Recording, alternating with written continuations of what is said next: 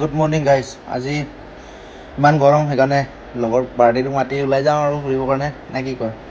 আগত চাই থাকক, দেখা হ'ব কি কৰোঁ কি নকৰোঁ। বাকী লগৰটোক মাতিলোঁ গাড়ীটো ল'বৰ কাৰণে, তো সিও আহিলে লগত। একেলগে গাড়ী লৈ আমি ওলাই পৰিলোঁ আমাৰ আজিৰ ডেষ্টিনেশ্যন খানালৈ। খানা খাম মানে তাতে মানে বাচ্ছা পাৰ্টিটো ছানডে স্কুল বন্ধ, তো সিহঁতক চবকে লৈ আমি কেইটা পাহাৰ দেখিছে নহয়, ইয়াতে হ'ব আজি আমাৰ পাৰ্টি। গেছ চেছ লৈ আনিছোঁ। বাকী যদি আপোনালোকে বিচাৰি আছে গৰমত অলপ খানা লগাম, দেন আপোনালোকে আহি যাব নেলিৰ পৰা কাৰ্বি আংলং ৰোডটো আহি সোমাই আহিলে হ'ল। বহুত ধৰণৰ ৱাটাৰফল পাব, ন' টিকেট, ডাইৰেক্ট আপোনালোকে গা ধুব পাৰিব।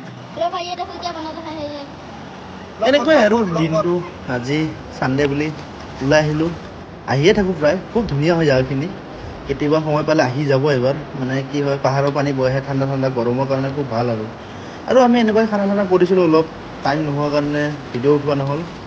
বাকী বাই বাই। মোৰ ফাৰ্ষ্ট মিনি ব্লগটো যদি চাই ভাল লাগিল, লাইক কৰি দিব। Bye bye.